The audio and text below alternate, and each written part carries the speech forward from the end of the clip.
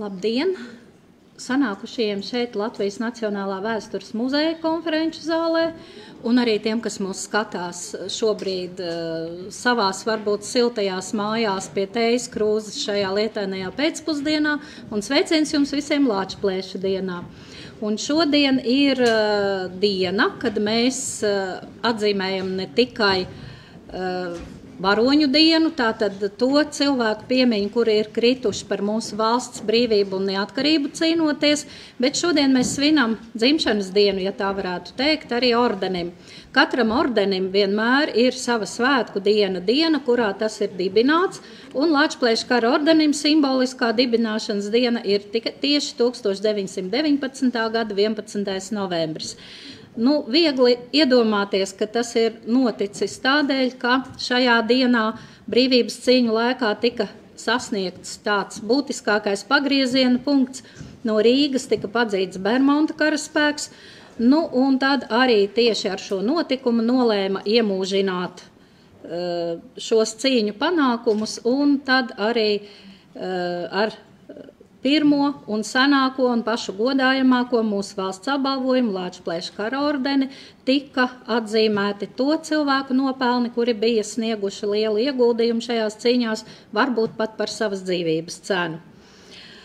Šodien es piedāvāju vairāk iepazīties ar ordeņa izveidošanas vēsturi, ar to, kā tika iecerēts šo ordeni veidot, kā notika darbi, kā tika veidoti ordeņa statūti, kurš un kad un kā iecerēja to ordeņa vizuālo veidolu, ko mēs visi pazīstam līdz šai dienai, un arī kā ordeņa zīmes tika gatavotas. Un sāksim mēs ar īsu ieskatu ordeņa vēsturē, tātad ordenis, Lāčplēša kara ordenis, dibināts simboliski 1919. gada 11. novembrī, bet pirmoreiz pasniegts gadu vēlāk, 1920. gada 11. novembrī. Tātad 19. un 20. gadā noritēja ordeņa izveidošanas darbi. Ordeņa dzīvi vadīja ordeņa dome, kur arī lēma par visu to, kā ordenis ir piešķirams, par kādiem nopelniem, kādiem cilvēkiem būtu lietojams un nēsājams.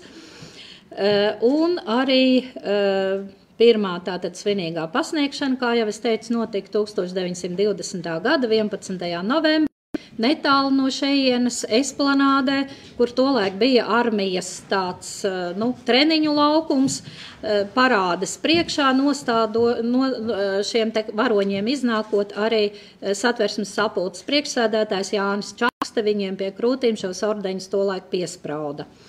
Lāčplēša kara ordenim ir 3 šķiras, te mēs varam viņas visas arī redzēt.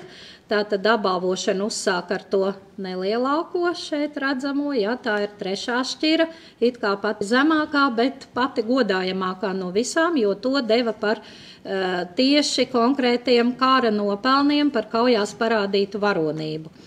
Tie latviešu karavīri, kuri bija saņēmuši Lāčplēša kara ordeņa 3. šķiru, vēlāk atklājot jaunus lielākus nopelnus, tas parasti jau bija virsniekiem par kauju vadīšanu, varēja tikt apbalvot ar ordeņa 2. šķiru. Savukārt tie, kas bija saņēmuši 3. un 2. šķiru, varēja nonākot tādā lielākā vadošā amatā un augstākā pakāpē tikt apbalvoti ar Lāčplēša kara ordeņa 1. šķiru. 1. šķira ir visa lielā centrā redzamā, tātad lielā lente, ordeņa zīme lielajā lentē un vēl papildus arī ordeņa zvaigzne pienāks 1. šķiras ordeņa saņēmējam. Tādi gan pavisam ir bijuši tikai 4 latvieši un varbūt vairāk ar to vēsturi, kā tad ordeni piešķīra, kam piešķīra un kā varēsim iepazīties kādā citā reizē, bet šobrīd varbūt vairāk par to ceļu, kā tad mēs pie tāda izcila, vēsturiski nozīmīga un vizuāli skaista apbalvojuma toreiz tikām. Jau 19. gadsimta sākumā Franču revolūcijas ietekmē ordenis kā tā korporatīvas izredzētu uzticamu domu biedru kopas simbolu, bijis kļuvis par nacionālās identitātes simbolu un nopelnu atzīšanas zīmi. Izmaiņas militāro konfliktu raksturā 19. gadsimta gaitā radīja nepieciešamību izveidot virsnieku un karēvi apbalvošanas sistēmu. Radās apbalvojumi par individuālu varonību kaujas laukā. Pirmā pasaules kara laikā tie kļuva par nozīmīgu frontes ikdienas sastāvdaļu. Tomēr jaunajās valstīs, kas izveidojās pēc kara sabrūkot impērijām, ordeņa jautājums bija sensitīvs, jo tika cieši saistīts ar demokrātiskas valsts iekārtas veidošanas nepieciešamību. Ordeņa kā institūcija tika asociēta ar impērisko, uz kārtu principa balstīto politisko iekārtu, saskatot tajos apdraudējumu vienlīdzības iespējamībai sabiedrībā. Arī Latvijas intelektuālajā un politiskajā vidē šis jautājums raisīja diskusijas. Daudz bija tādu, kas iestājās pret jebkādu apbalvojumu un jebkādu viena cilvēka nopelnu izcelšanu, to vērtējot kā nevienlīdzības veicināšanu sabiedrībā. Īpaši te jāmin Latvijas sociāldemokrātiskā strādnieku partija un to pārstāvošie politiķi, kuri bija kategoriski apbalvojumi pretinieki. Daudz no viņiem trimdas gaitās bija dzīvojuši Šveicē, kuras neitrālā politika, republikāniskā valsts iekārta, kļuva arī par viņu demokrātiskas valsts ideālu. Tādēļ, kā argumentu strīdos, parasti viņi minēja to apstākli, ka Šveices konstitūcijā apbalvojumi netika paredzēti, un uzsvērt vajadzētu arī jaunajai Latvijas valstī. Apbalvojumu un paaugstinājumu sistēmas veidošana bija arī viens no jaundibināto Latvijas bruņoto spēku attīstības neizbēgamiem jautājumiem. Visas armijas balstās uz reglamentā noteiktu un hierarhiju. Tajā liela nozīme ir arī sodu un atzinības izteikšanas kārtībai. Sekmīgs dienests nodrošina virzību pa militārās karjeras kāpnēm, bet par izcilu varonīgu rīcību vai ilgstošu, pašaizliedzīgu un sekmīgu dienestu pienākas nevien paaugstinājums dienesta pakāpē, bet arī paši apbalvojumi, medaļas, krusti un ordeņu, kuru nozīme pieaug kara apstākļos. Latvijas bruņoto spēku veidotājiem, bijušajiem Krievijas impērijas armijas virsniekiem ar Pirmā pasaules kara pieredzi un vairākiem kara gaitā saņemtiem apbalvojumiem bija, protams, skaidra apbalvošanas nozīme vidē.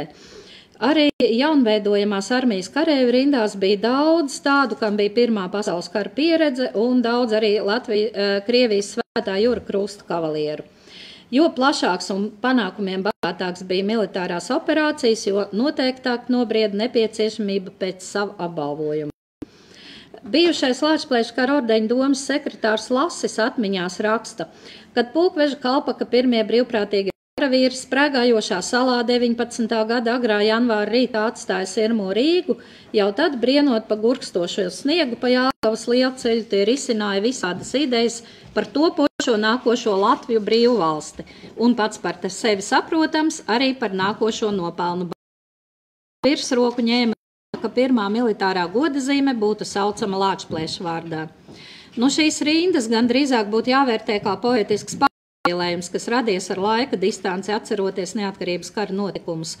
Laikā, kad jaunās valsts liktenis vēl bija nedrošs, bet bruņoto spēku pirmās uzvaras vēl bija neskaidrs nākotnes jautājums, domas par latviešu apbalvojumu diez vai nāktu prātā pat vislielākajam optimistam. Cits plašāk zināms nostāsts par ordeņa dibināšanu saistās ar Limbažu komandanta Mičmaņa Viļa Gēres 1919. gada 19. martā rakstītu ziņojumu Ziemeļlatvijas brigādes pulkvedim Jorģim Zemim par nepieciešamības komandatūras varonīgos karavīrus Jāni Ozolu un Kānu, kuri būdami ievainoti turpinājuši cīnīties, apbalvot ar kara ordeni par varonību kaujas laukā. Ziņojumā ierosināts karavīrus apbalvot ar vēl neesoša Imantas ordeņa 3. šķiru. Minētā informācija ar Pulkveža Zemitāna parakstu publicēta laikrakstā Tautas balss 19. gada ietekmējot arī sabiedrības viedokli apbalvojumu jautājumā un maldīgi radot iespaidu, ka tāds ordenis jau izveidots. Ģenerālis Oskars Dankers savās atmiņās 1928. gadā raksta, doma par kaujas ordeņa nepieciešamību armijas vadībā gan radusies tikai pēc Rīgas atbrīvošanas 1919. gada vasarā. Arhīva dokumentu virsnieku un kareju paaugstināšanas un apbalvošanas jautājumi jaunveidojamajos Latvijas bruņotajos spēkos risināti jau no pirmajām pastāvēšanas mēnešiem.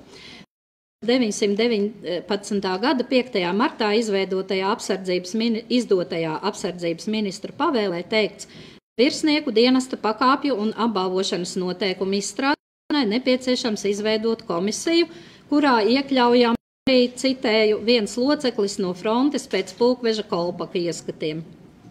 Izstrādātie noteikumi pēc iespējas ātrāk bija jāiesniedz apsardzības ministram apstiprināšanai.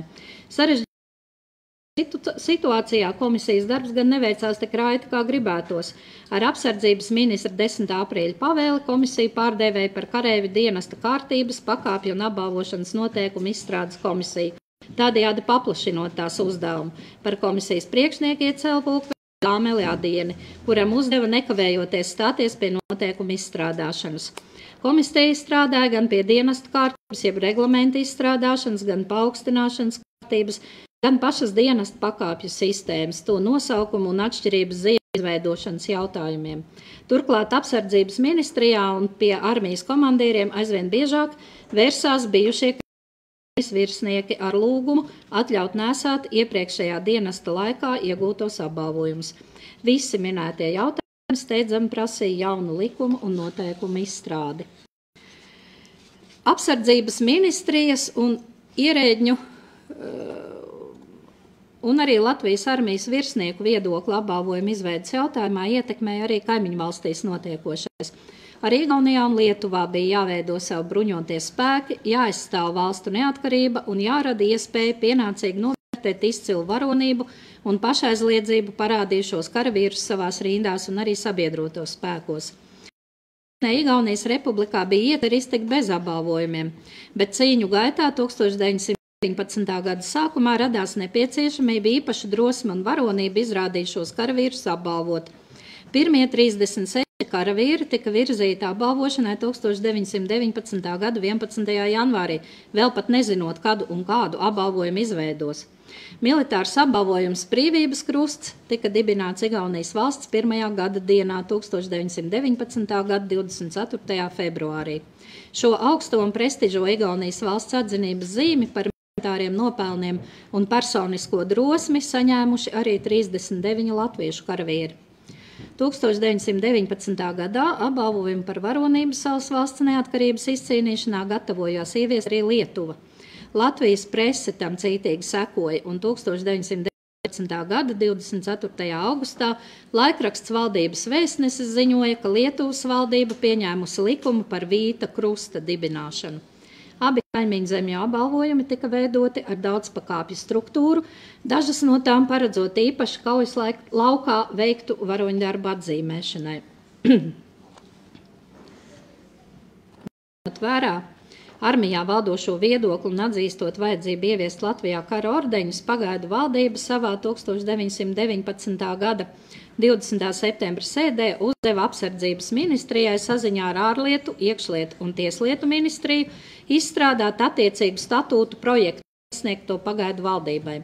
Principiālajam lēmumam sekoja pavēle, kurā darbam ordeņu statūtu komitejā nozīmēja vairākus virsniekus, to vidū jau mums iepriekš nosaukto Zāmeli Adieni. Armijas virspavēlnieka štāba priekšnieku pulkveža leitnantu Eduardu Kalniņu, pulkveža leitnantu Eduardu Laimiņu un inspekcijas daļas priekšnieku pulkveža leitnantu Jāni Luteru. No komisijas ātrus rezultātus gaidīja ne tikai pagaidu valdība.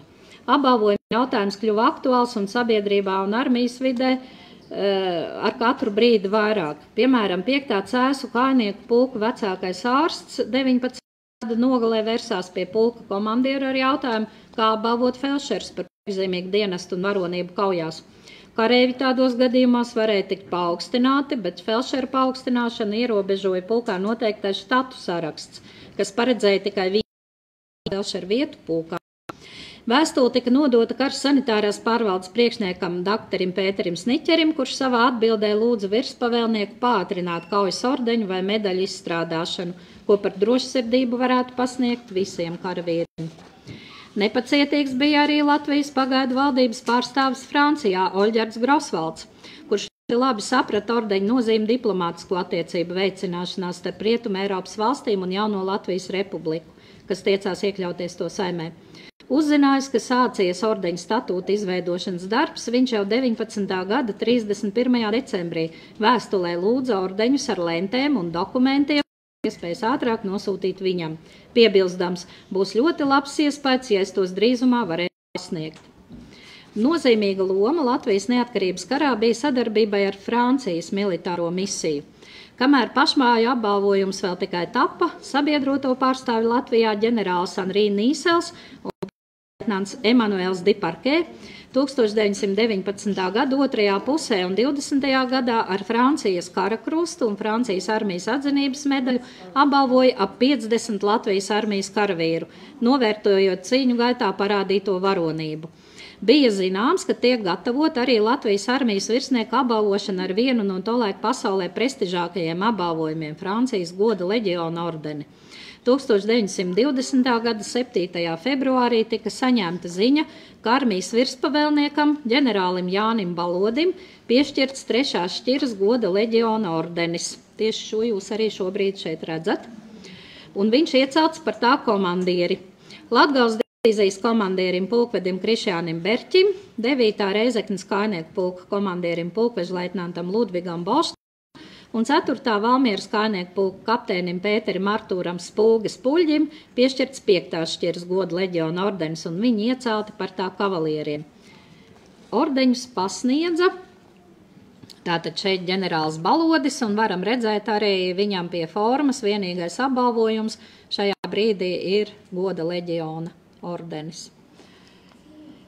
Tātad goda leģiona ordeņus pasniedza 1920. gada 25. februārī, ievērojot citēju ceremoniju, kāda parasta uzņemot goda leģiona ordeņa locekļus. Par godu nozīmīgajam notikumam militārajā parādē esplanādē piedalījās vairākas kājnieku rotas, viena artilērijas baterija, bruņotie automobīļi, tanki un pat 2 lidmašīnas. Ceremonijā klāt bija un to vēroja ministri, ārvalstu diplomāti, armijas pārstāvji un žurnālisti, kas notikušo vēlāk plaši atspoguļo presē. Tādējādi ne tikai notikumu dalībniekiem, bet arī tiem, kas valstī sekoja notikumiem līdzi tieši ar preses palīdzību, veidojās priekšstats par apbalvojumu nozīmīgumu un vecajās Eiropas valstīs iedibināto apbalvošanas ceremoniju norises kārtību. Tas noteikti labvēlīgi iespaidoja lielas sabiedrības daļas viedokli par apbalvojumu lomu un vietu jaunās Latvijas Republikas sabiedrībā.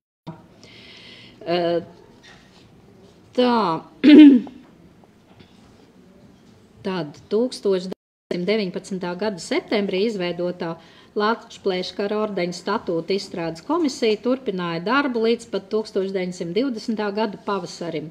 Tās darbības laikā tika saņemti priekšlikumi nevien no iesaistītajām ministrijām, bet arī no personām, kas vēlējās piedalīties Latvijas pirmā apbalvojuma izveidē. 1919. gada 21. Lejaskurzemes apgabala priekšnieka kancelējā tika saņemts un tālāk nosūtīts pulkvedim Oskaram Dankeram apgabala pārvaldes ierēģņa Roberta Jansona projekts, kas paredzēja par piemiņu pirmajai Latvijas gada pastāvēšanas dienai un ienaidnieka sekmīgai atsišanai, izveidot godazīmi ar 2 šķirām, piedāvājot arī nosaukumu Latvijas brīvības krusts, tātad līdzīgi kā igla. Krusts būtu jāgatavo no dzelzs ar emalju, 1. šķiru nēsātu ar lenti, 2. bez lentes. Statūta izstrādes komisijas darbības noslēguma posmā 20. gada 6. martā arī piesaistītajiem darbiniekiem Serbijas armijas mākslinieks autodidakts Jānis Aleksandrs Liberts iesniedza ziņojumu virspavēlnieku štābam, kurā norādīja viņaprāt svarīgākās lietas, kas būtu jāievēro dibinot ordeni. Viņa iecēlā Imantas kara ordeņa statūtiem bija pievienota arī ievaddaļa, kurā vispār militāra ordeņa un armijas stiprināšana, un raksts kāds ordeņa dibināšanas, kurā norāda jaunā apbalvojuma statūtiem bija 4 sadaļas. Pirmajā bija visapraksts. Otru visapjomīgāko daļu veidoja konkrētu varoņdarbu uzskaitījums, par kuriem apbalvojums piešķirams. Šajā sadaļā bija noteikta kārtība, kādā lemj par ordeņa piešķiršanu, bet 4. uzskaitītas ordeņa kavalieru tiesības un priekšrocības. Vislielāko ieguldījumu Lāčplēša statūta izveidē tieši tādā teksta sastādīšanā, tālāk jau šī komisija apsprieda un revidēja, ir devis kapteinis Alberts Stalbe, par pamatu izmantojot jūra ordeņa statūtus. Viņi pieprasīja ordeņu statūtus no dažādām valstīm, skaitā arī jau minētā goda leģiona ordeņa statūtus, bet, kad tā līdz praktiskai izveidēji šī lieta attīstījās, priekšroka tika dota Krievijas Svētā jūra ordeņa statūtiem, acīm, ka tas izteikti bija militārs apbalvojums tieši par kaujas nopelniem kaujas laukā. No Svētā jūra ordeņa statūtu 1913. gada redakcijas aizgūta Lāčplēša ordeņa statūta struktūra un vairāk būtu principi.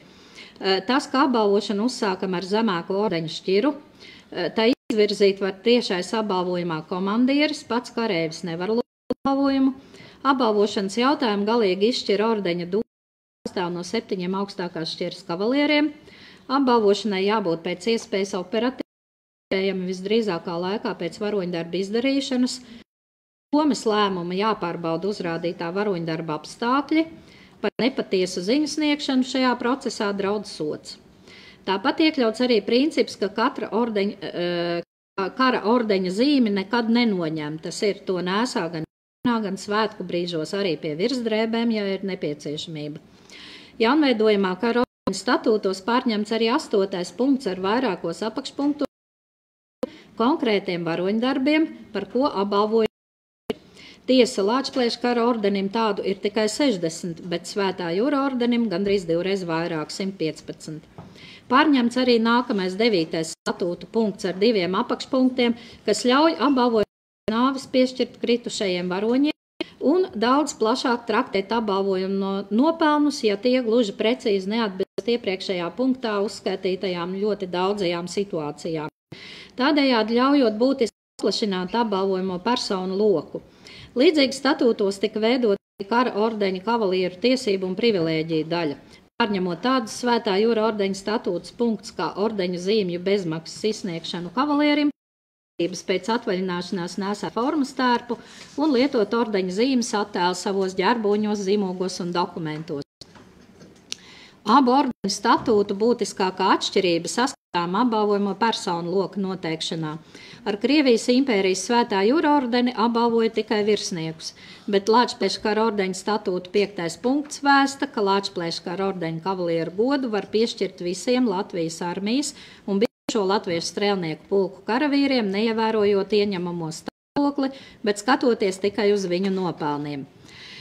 Statūtu sagatavošanas komisija, tā tad ir šī te pirmais statūtu, pirmā redakcija, ko komisija sagatavoja līdz 20. gada martam, un tad tos atzina par gataviem un tikta izteikta vēlme, lai šo te militāro apbalvojumu varētu saukt vai nu par viesturu vai Lāčplēša ordeni.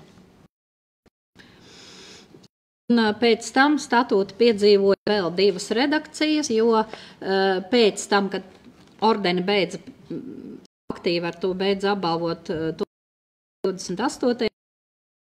protams, pēdējos gadus no, teiksim, kāda 25. līdz 28. gadam, daudz svarīgāki bija jautājumi ordeņa kavalieru dzīvi, viņu kādus tur ekonomiskos, sociālos jautājumus daudz mazāk saistīta ar ordeņu piešķiršanu. Tādēļ 1926. gadā statūts rediģēja, un otrais tos 1940. gadā, kad tādas jau draudīgas starptautiskā stāvokļa nojausmas bija jūtamas arī šeit Latvijas sabiedrībā un arī armijas vidē, un šos statūtus mēģināja pielāgot tā laika militārajai doktrīnai, tā laika militārajai terminoloģijai, prātā iespēju, ka varbūt būs nepieciešamība ordeņu piešķiršanu atjaunot.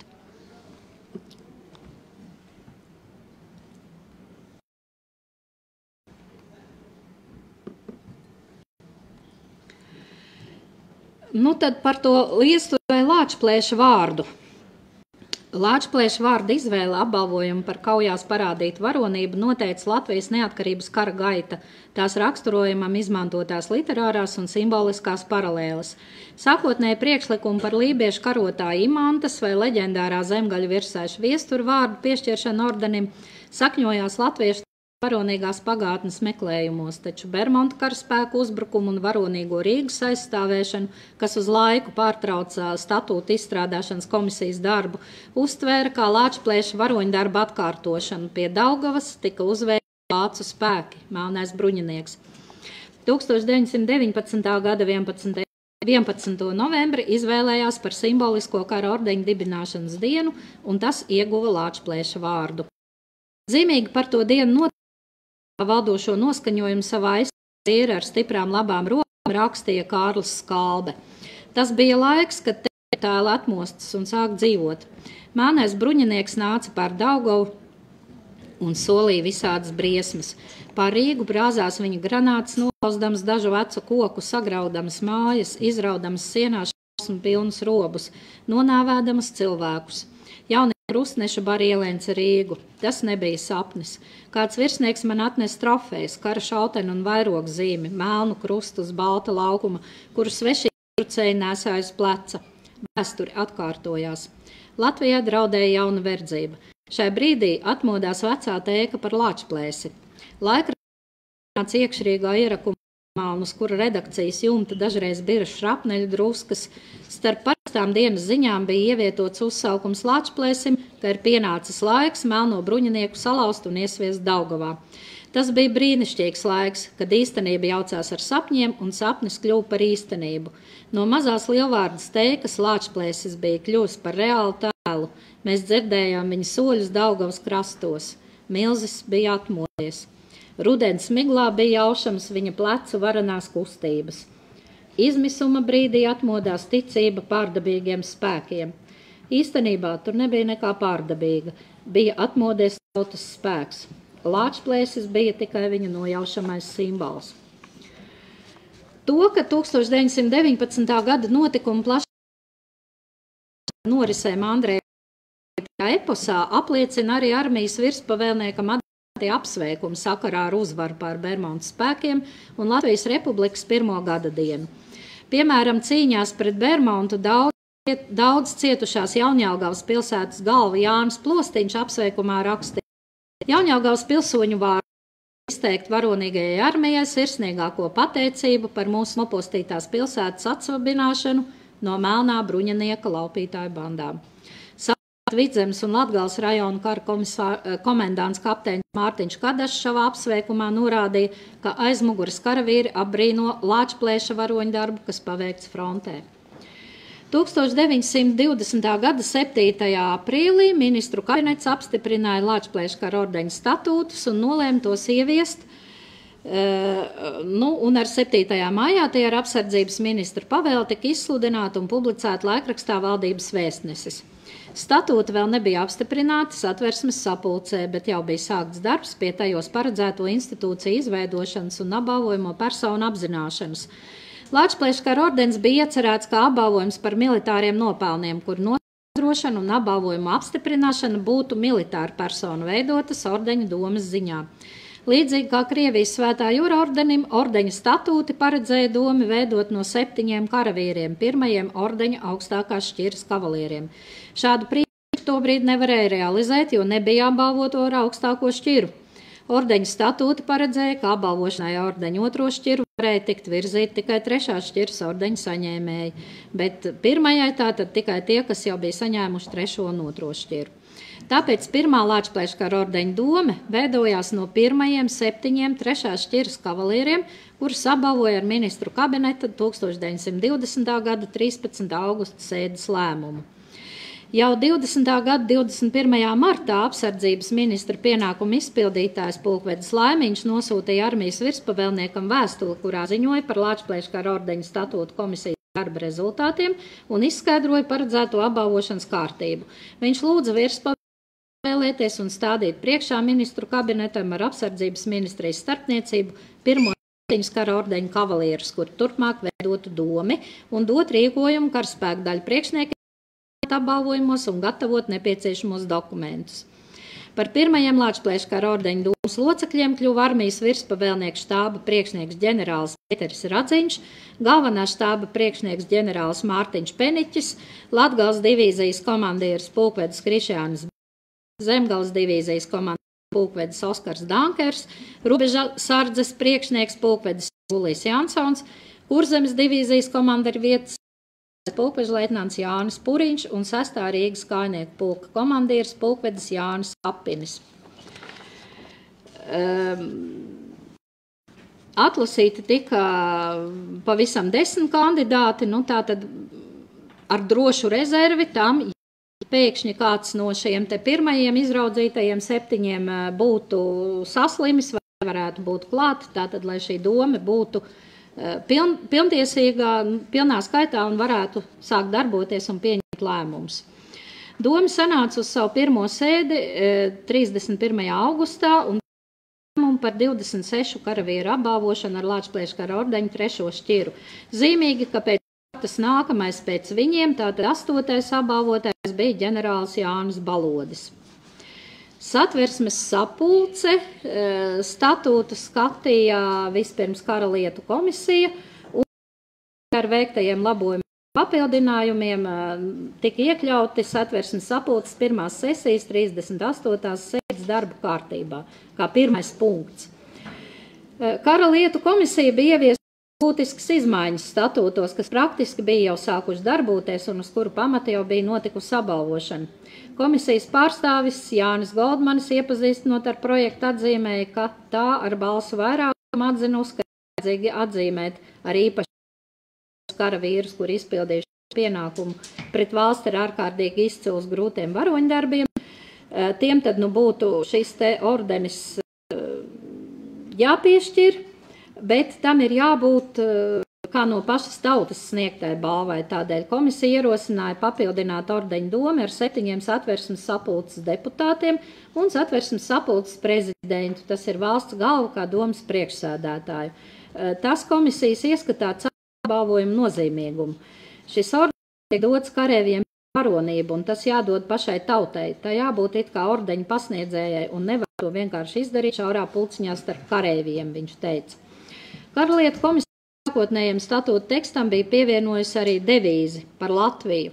Tādā veidā vēlreiz pastiprinot ideju par ordeni kā visas tautas atzinības zīmi par nopelniem savas valsts labā.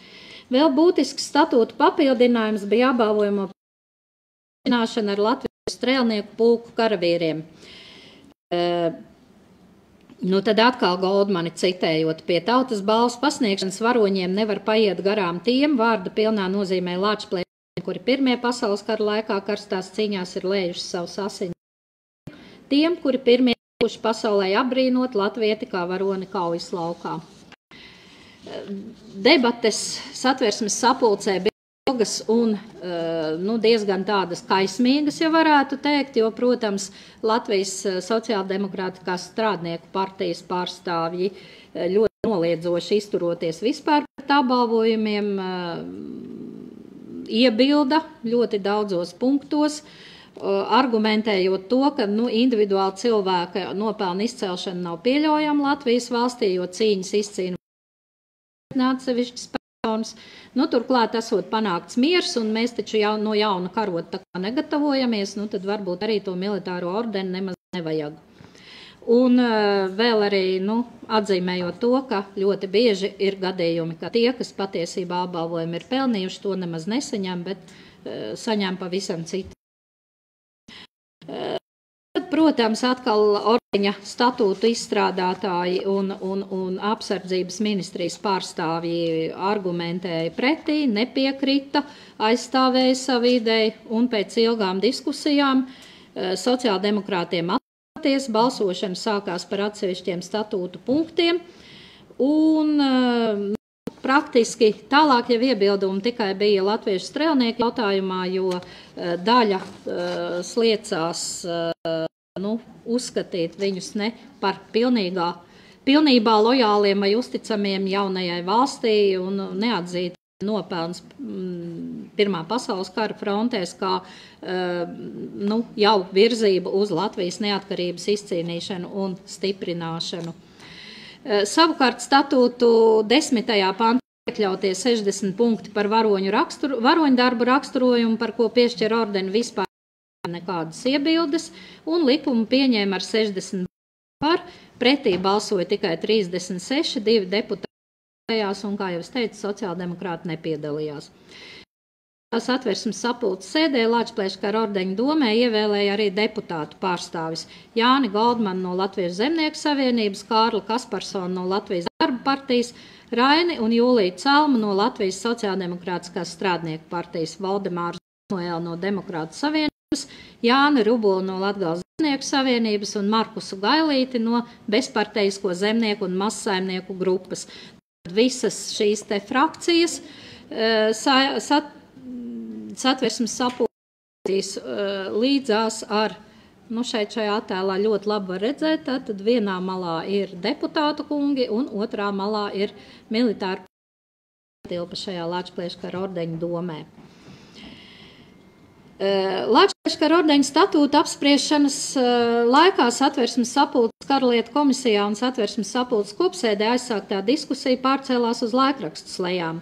Gan sociāldemokrātu presa, gan noskaņotie pilsonisko aprindu laikraksti plaši atreferēja notikumus, pārpublicēja deputātu runas.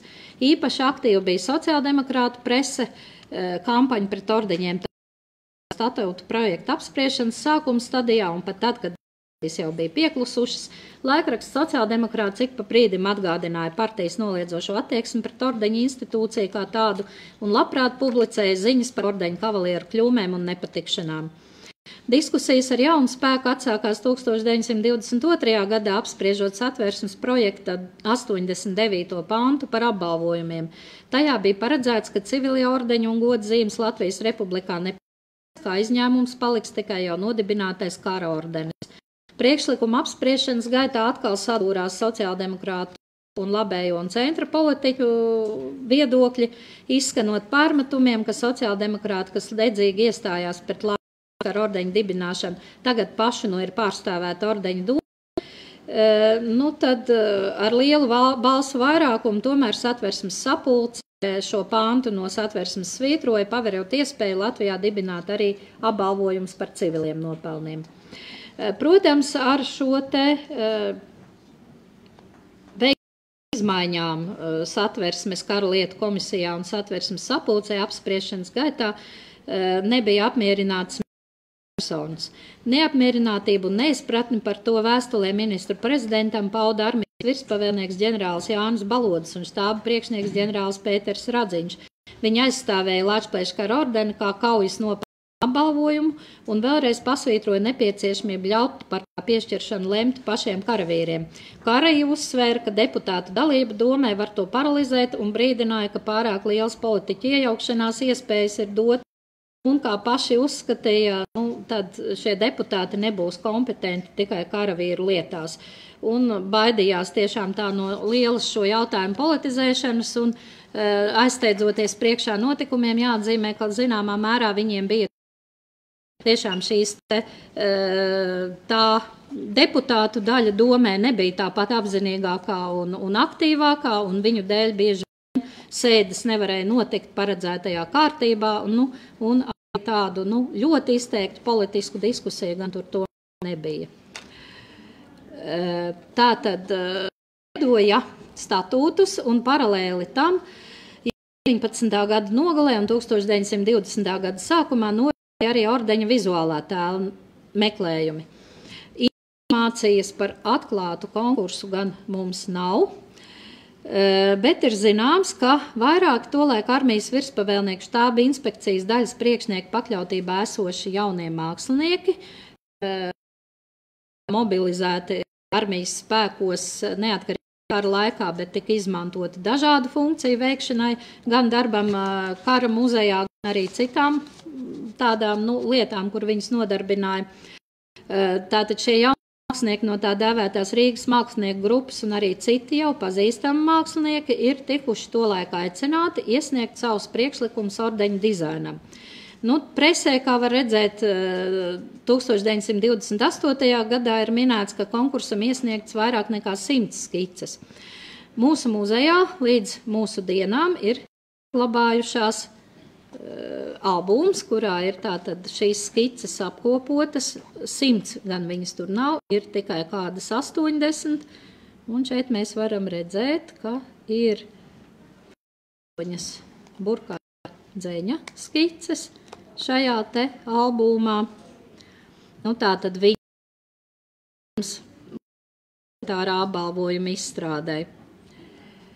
5 Riharda Maura veidotās skices, pavisam tādās neraksturīgās formās un izmantojot retāk sastopamu simboliku. 1 rāda Ubāna skices, nu šeit dažas no tām redzamas. Tāda interesanta emāles izvēle, manuprāt, zināsā, bet tur pa to centru jau mēs varam nojaust kaut ko līdzīgu tam, kas varētu simbolizēt lāčplēša cīņu ar lāci. Tālāk ir 3 Niklāvas Trunkes skices. Nu, ugunskrusts kā Latvijas nacionālā ornamenta, nu tātad ir ļoti plaši šajās te skicēs lietots.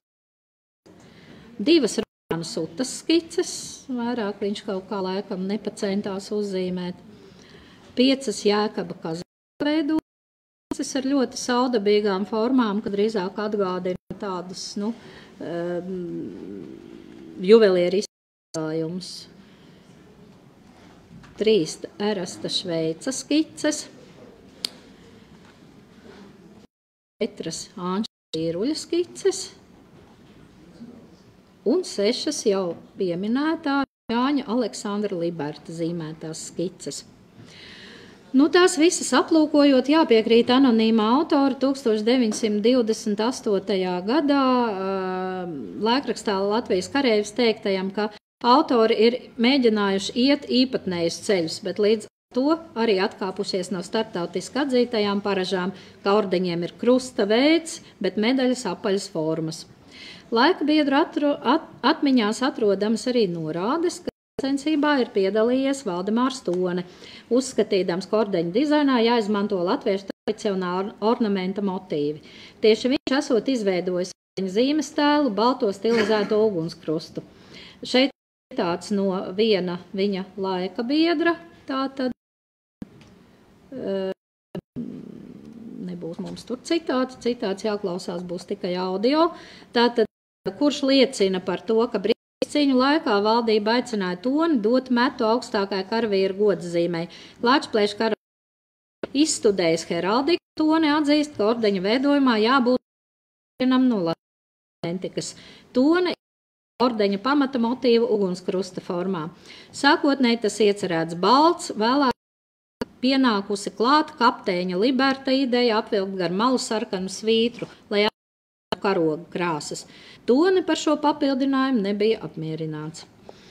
Ka Valdemārs Tone tieši piedalījies Lāčplēša kara ordeņa dizaina veidošanai izsludinātajā konkursā.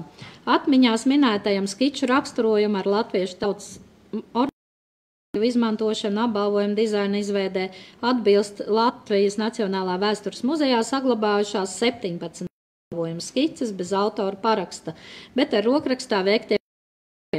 Salīdzinot tos ar Valdemāra Tones 50. gados rakstītajām vēstulēm un šo te 1919. gada novembrī rakstīto čakstem, kurā tiek runa par ordeņu skicēm, iespējams ar lielu ticamības pakāpi apgalvot, ka skices ir Tone. Savu militārā apbalvojuma projektu Latvijas brīvības krustā pašā sākumā minētājam papildināja arī zemes apgabalu pārvaldes ierēdnis Jansons ar aplikācijas tehnikā veidot ordeņa zīmes attēlu. Melnas emāles klātā un ar baltu un sarkanu apmalotā dzelzs lielgabalkrusta centrā novietota pirmā Latvijas republikas emblēma – austoša saule zeltītos staros burts L un 3 zvaigznes, bet uz krusta zariem būtu novietojama burti L kā krusts un romiešu cipars 1 kā apbalvojuma pakāpes apzīmējums. Saņemta arī anonīma autora ar daļiem KA parakstīta nopelnu ordeņa skice ar tā simbolikas skaidrojumu 1919. gada 20. septembrī, tajā pašā dienā, kad ministru kabinets vispār par apbalvojumu nepieciešamību. Ordeņa zīme iecerēts veidot kā 3 vienu uz otras liktas, dažādu krāsu emalis 5 starp. Apakšējā simbolizētu kurzemi, virs tās novietotā sarkanas emalis zvaigzne ar baltu apmali vidzemi, bet virs tās baltas emalis zvaigzne simbolizētu Latgali. Karavīrs zinātnieks un kungs Jānis Dombrovskis iesniedz savu priekšlikumu ordeņa dizainam un kā pirmais ierosinājis topošo apbalvojumu nodēvēt Lāčplēša. Skici viņš paskaidrojas šādi. Lāčplēša ordenim par pamatu ņemts senais Latvijas uguns krusts baltā emaljā, šāda krusta vidus tēlots sadragāts melnais bruņinieks, aiz kura lecoša saule. Ugunskrustam šķērsām zeltīti zobeni, apkārt šim krustam ozolapu vainags. Dalībnieku iesniegtos ordeņa dizaina priekšlikumus apkopot un izstrādāt apbalvojumu variantu tika uzticēts jau pieminētajam ordeņa statūta komisijas pieaicinātajam darbiniekam, māksliniekam Jānim Aleksandram Libertam. Kā liecina Latvijas Nacionālā vēstures muzeja krājumā saglabājušos ordeņa skiču albums, viņš bija iesniedzis arī savus ordeņa statūti zīmju ārējam veidolam. Nu, tā tad arhīva dokumenti. Tātad te ir tie viņa priekšlikumi. Arhīva dokumenti liecina, ka Liberts pie projekta ideja apkopošanas un ordeņa zīmju skiču darināšanas strādājis 1919. 20. gada ziemā, pavisam izgatavot 50 ordeņa zīmju paraugus un par to atlīdzībā saņemot 2250 rubļus. Diemžēl nav plašākas informācijas par to, tieši bija šie zīmējumi un kādas ordeņa projekta izstrādes sadījās tie bija lietoti. Lūk, kā šo procesu atceras laika biedri. Strādāja tajās pašās apsardzības ministrijas telpās Antonijas ielā 1 Rīgā un bija izgatavojis pavisam kādus 10 ordeņa zīmējumus dažādos krāsu kombinējumos. Lietpratēju un likumdevēja komisija izvēlējās to zīmējumu, kādu mēs visi pazīstam līdz dienai. Tātad kara ierēdnis Iksens raksta savās atmiņās. 1920. gada 28. martā laikraksts Latvijas Sargs pauda viedokli un apmierinājumu par darba rezultātu. Ir izstrādāti krusta zvaigznes un zīmējumi, kuri visai glīti, ieturēti tautiskā gaumē un atstāja ļoti māksliniecisku iespaidu. Nu, varat paši novērtēt, kāds tad bija šis te darba rezultāts. Tātad. Jāatzīmē, ka gala rezultāts gan ir vienlaikus tradicionāls un atbilstoši tā laika priekšstatam par militāru apbalvojumu izskatu. Lāčplēša kara ordeņa zīmes pamatā ir izvēlēts krusts, tā ideja raksturojošais tēls, novietots ordeņa zīmes centrā. Ordeņa lēma veidota no vairākām paralēlām 2 krāsu svītrām, gluži kā tolaik plaši pazīstamajam ordeņa statūtu iedvesmas avotam Krievijas Svētā jūra ordenim. Tikai ordeņa simbolu un krāsu izvēle parāda tā nacionālo raksturu. Nu, un tagad mazliet vairāk par ordeņa izgatavošanu. 1920. gada 27. martā apsardzības ministrija ir pieprasījusi kreditu 25,000 Latvijas rubļu kara ordeņa iegādāšanai. Pēc avotu ziņām paši pirmie ordeņa zīmju prototipi izgatavoti Delhausa juvelierdarbnīcā Rīgā 20. gada pavasarī. Savukārt jau pieminētais bijušais Lāčplēša kara ordeņa domas sekretārs savās atmiņās stāsta, kā ar Francijas militārās misijas Latvijiem simpatizēju Francijas valsts naudas ordeņu kaltuvē arī tika izgatavoti daži ordeņa 3. šķiras paraudziņi. Bet Latviju nacionālais gods prasīja, lai šī augstā tautas, ko piešķīra par varoni savas tautas dēliem, tiktu kalta pašu Latviju zemē. Arhīvu materiālos neizdevās atrast liecības par šādu pasūtījumu, un arī pulkveža leitnanta Diparkē atmiņā šāda epizoda neparādās. Sazinoties ar Francijas valsts naudas un ordeņu kaltu, 2019. gadā izdevās noskaidrot, ka turienes arhīvā kādu materiālu par Latvijas ordeņu gatavošanu nav. Toties Parīzes juvelieru firmas Artus Bertrānu arhīvā atradās presformas, ne tik vien Latvijas miniatūru zīmju izgatavošanai, kuras pilnīgi oficiāli pēc 1926. gada doma tur pasūtīja, bet arī presformas pilnīgi mēra apusēja maljātu Lāčplēša kara ordeņa zīmju izgatavošanai. Šāda veida ordeņa zīmes nenumurēti parauga eksemplāri zināms arī Latvijas un ārvalstu kolekcionāru krājumā.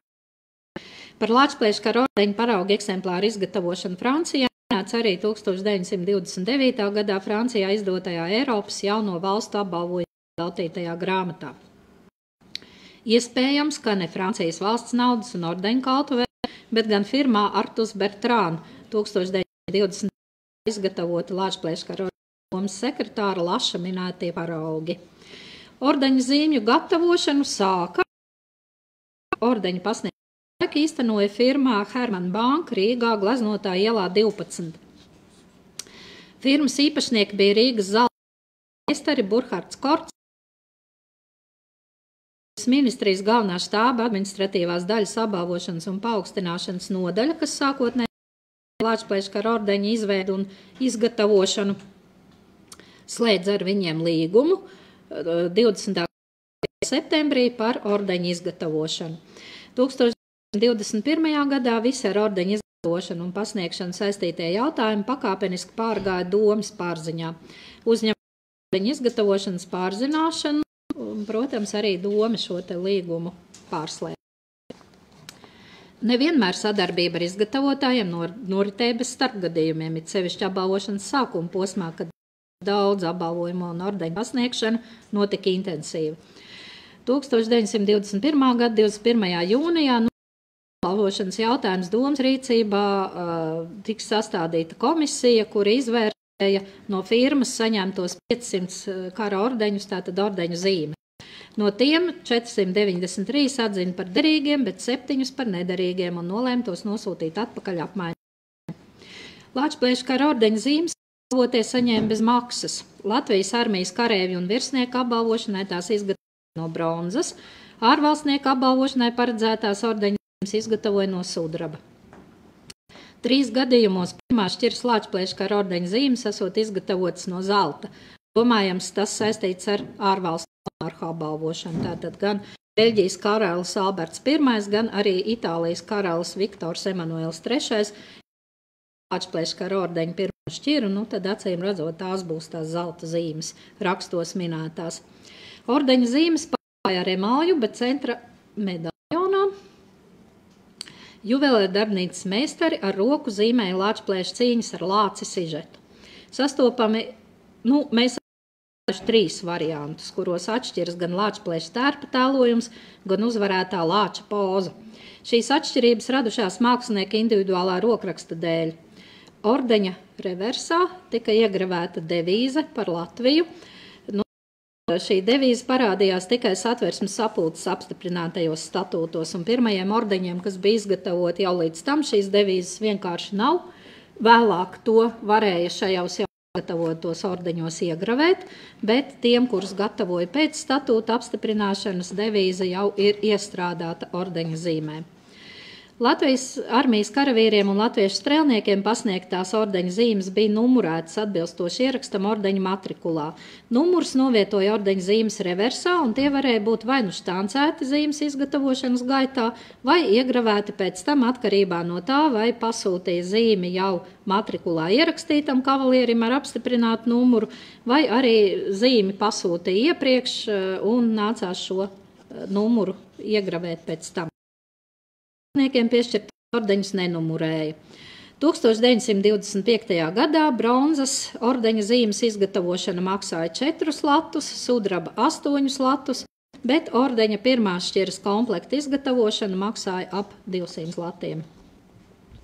Lūk, kā daudziem interesantiem tolaik laikraksts Latvijas kareivis sniedz ieskatu ordeņa zīmju tapšanas procesā. Lielais ordeņu vairums izgatavots no bronzas, kuru dabū pieejaucot kapara kausējumā uz citus metālus, kas nepieciešams labākai emaljēšanai. Tīru kaparu grūtāk emaljēt kā bronzu. Šo bronzas kausējumu izlej nelielās formās, vēlāk šos bronzas stieņus izkaļ vajadzīgajā platumā un biezumā, tādā kārtā iegūtās plāksnes pēc tam izrūlē un labi nogludina, pēc kam sagriež 5 cm lielos kvadrātos. Sevišķas preses palīdzību tiek piedots vajadzīgais ordeņa veids. Pēc tam ordeņus nogludina, emaljē, tad apzeltī. Ja Lāčplēškara ordeņa zīme tika nozagta vai nozaudēta, ar iesniegumu bija jāvēršas ordeņa domē, kas ar sludinājumu valdību nesī zudušo ordeņa zīmi pasludināja par nederīgu un atrašanas gadījumā nododamu ordeņa domē. Iemesli ordeņa dublikāta izgatavošanai bija visdažādāk. Tajā gadā pulkveža leitnants Jānis Grosvalds ordeni pazaudēja braucot vilcienā ceļa posmā starp Siguldu un Līgatni. 8. Daugavpils kapteinis Fricis Goba ordeni pazaudēja virsnieku kursu praktisko nodarbību laikā, veicot topogrāfiskos darbus Cēsu apkārtnē. 4. Valmieras kājnieku pulka 1. rotas virsseržantam Eduardam Purgailim Lāčplēškara ordeni nozaga kara slimnīcā. Bet, piemēram, Jēkaba Kajaka un Jāņa Tīsnera ordeņi tika nozagti aplaupot viņu dzīvesvietas. Pēdējam kopā ar formas svārkiem, kurus viņš viegliprātīgi bija pakārs pie durvīm savā kurpnieka darbnīcā. Saņemot iesniegumu, doma izpētīja nozaudēšanas apstākļus un deva rīkojumu izgatavot dublikātu ordeņa numuru, tādā gadījumā papildinot ar burtu D, mazo burtu D. Pašam ordeņa kavalierim bija jāsamaksā gan par sludinājumu, gan vairākumā gadījumu arī par dublikātu izgatavošanu. Maksājuma summa par ordeņa zīmi un lenti 1921. gadā bija 180 Latvijas rubļu. Aktīvā karadienesta virsnieki saņemtos apbalvojumus ērtākai nesāšanai bieži vien mēdz sastiprināt kopā. Kara ministra 1933. gada pavēlē norādīts, ka dome neiebilst, ja kavalieri vēlas izgatavot otru ordeņa eksemplāru nesāšanai atsevišķi no pilnā ordeņa un godzīmju komplekta. Iespējams, tādā veidā ir tapuši mums zināmie Lāčplēškara ordeņa eksemplāri ar reversā līdzās ordeņa numuram iegravēto ciparu 2. Lāčplēškara ordeņa lentes pasūtīja Francija. Tātad te mums vēlreiz ir ļoti skaistais mūsu pilnīgais ordenis, un te ir viņa lentes. Arī te vislielāko atbalstu sniedz Latvijas sūtniecības ārzemēs. Francijā un Vācijā tika meklēta labākā darbnīca, kas varētu pietiekamā apjomā piegādāt kvalitatīvu un ordeņa statūtu prasībām atbilstošu lenti. Vācijā pasūtītā lente nebija pietiekama kvalitatīva un arī sarkanā krāsa tajā bija negluži pareizajā tonī. Tātad šī te Vācijā pasūtītā lente, kā mēs redzam, stipri vien atšķirās no prasītā. Tomēr tikusi lietot ordeņu pasniegšanas sākotnējās reizēs. To atzina Francijā gatavoto tajā pašā firmā Artus Bertrand, kur gatavoja arī ordeņa šīs te matricas, tur pasūtīja arī lentes, un tieši šī firma gatavoja pirmās šķiras ordeņa lielās lentes un ordeņa lentīšu atgriezums, jeb baretes, kurus drīkstēja nesāt pie krūtīm. Tātad šajā te, tajā nesāja pilnu, tātad nepiesprauda visu ordeni. 1921. gadā pārņemot visas ar ordeņa izgatavošanu saistītās lietas, viņi, protams, pārņēma visas tās lietas, kas saistīts ar šiem pasūtījumiem, un bija veica inventarizāciju, un ka 1 centimetrs ordeņa lentītes tajā laikā maksāja 6 santīmus. Tad šo te lentu pasūtīja papildus Francijā, un tie, kam bija gadījusies tā oranžīgā vācu lente, ar laiku varēja arī savam apbalvojumam šo lenti nomainīt. Varēja nomainīt arī tie, kuri jau bija savu lenti novalkājuši ordenā nēsādami, un 1936. gadā lentes bija nodevušas arī abiem Lāčplēša kara ordeņa augstākās šķiras kavalieriem ģenerāļiem Jānim Balodim un Krišjānim Berķim, un tādēļ arī viņiem pasūtīja jaunu šo te lielo lenti, jeb saucamo Grand Cordon, par 90 frankiem gabalā. Pēc laika biedru atmiņām pirmās lentītes ordeņa šuvušas sieviešu palīdzības korpusa dalībnieces. Lāčplēša kara ordeņa domas sekretārs Lass atcerās pirmajam apbalvojumam lentītes ordeņiem piešuva sieviešu palīdzības korpusa dāmas uz skārda plāksnītes, bet tā kā šāda plāksnīte stipri atgādināja Krievu medaļu plāksnīti, tad tas negūva piekrišanu un ordeni piestiprināja brīvi karājošā lentē. Ordeņus lentītēm piešujot savus pirkstiņus dūra arī prezidenta Čakstes kundze ar meitām.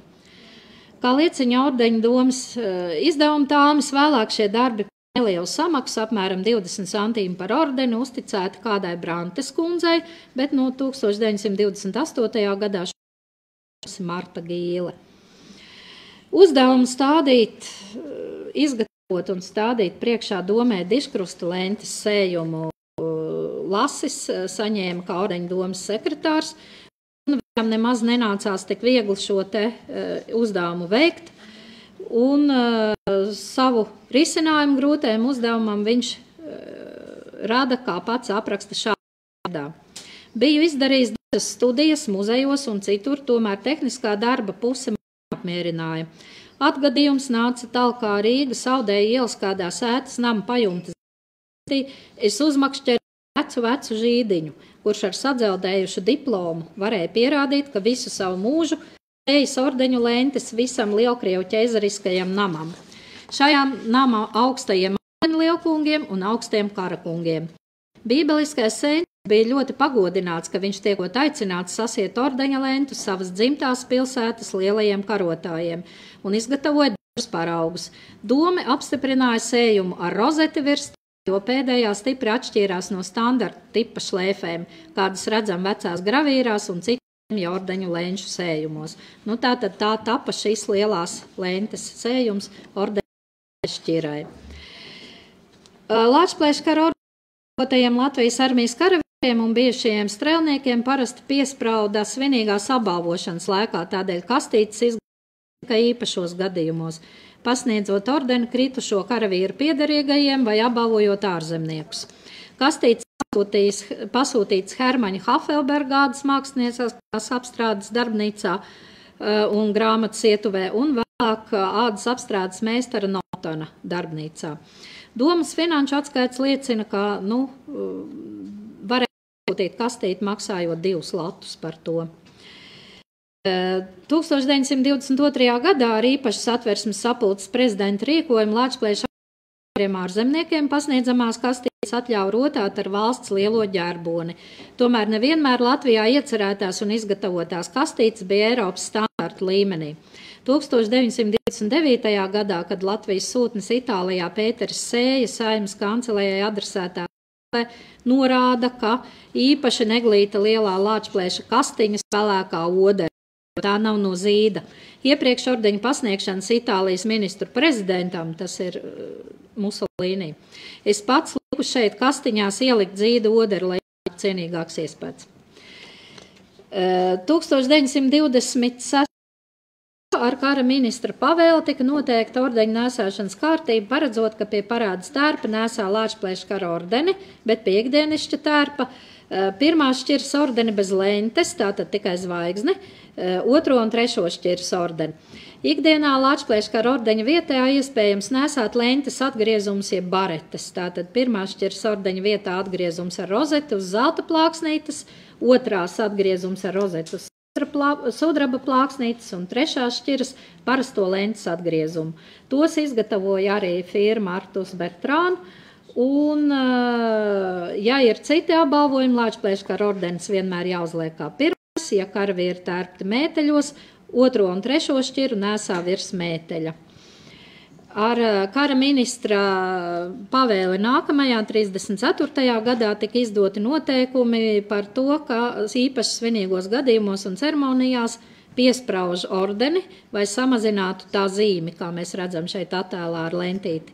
Bet ikdienā var nesāt samazināt ordeņu krusta attēlojumu pie virsdrēbēm, var nesāt Lačplēškara ordeni svētku gadījumā vai ikdienā lentītes atgriezumus. No 1922. gada ordeņu kavalieriem pasniedza pēc grafiķa Riharda Zariņa meta ietavotus Lačplēškara ordeņu diplomus, ko iespieda valsts papīru spiestuve. Tajos kaligrāfiskā rakstā tika rakstīts apbalvotā veiktais varoņdarbs. Pirmā šķiras ordenim ar zelta, otrā šķiras ordenim ar melniem burtiem. Lai atlasītu svarīgā darba veicējus, 21. gadā, 29. augustā, pulksten 18. Domas kancelejā iecerēta sacīkstināšanās Lačplēškara ordeņa diploma izrakstīšanā. Uz jāierodas pa vienam vai diviem kaligrāfiem no katras armijas divīzijas un apsardzības ministrijas pārvaldes. Vairākuma armijas daļu gan šo pavēli izpildīt nevarēja, amata pratēji neatradās. Lēkraksts Brīvā zeme 21. gada 19. augustā aicinājusi ordeņu domas kancelejā satversmes sapulces telpās ierasties mācītus kaligrāfus.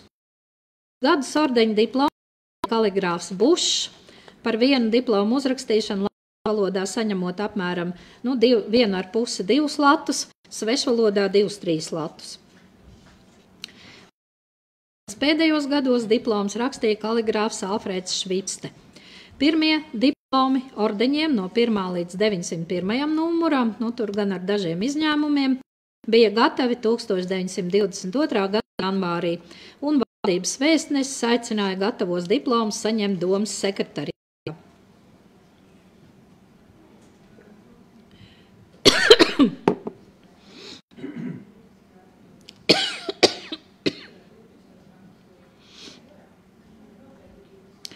Diplomi bija rakstīti uz bieza papīra. Es atvainojos.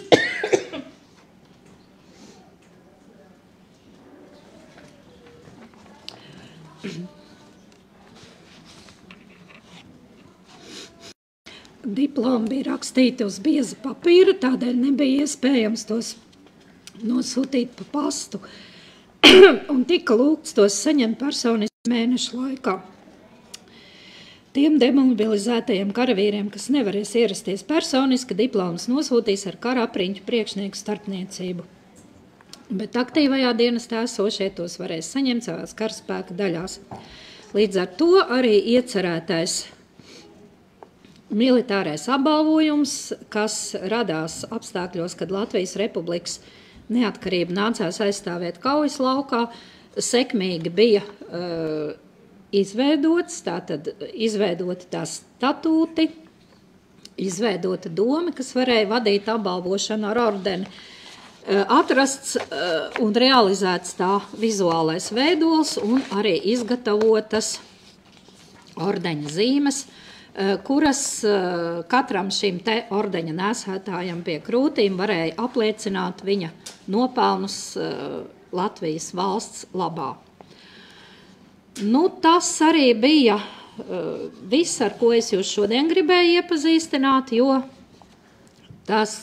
kāda bija šo apbalvoto nopelni, kādā kārtībā notika apbalvošana un kā mēs nonācām līdz šīs dienas Lačplēša dienas svinēšanas tradīcijām, kādas tās bija toreiz un kādas ir šodien, tas ir jau cita 11. novembra citas Lačplēša dienas pēcpusdienas sarunas temats.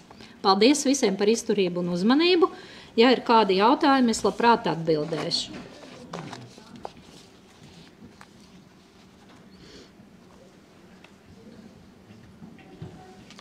Skatās, ka jautājumu laikam nav.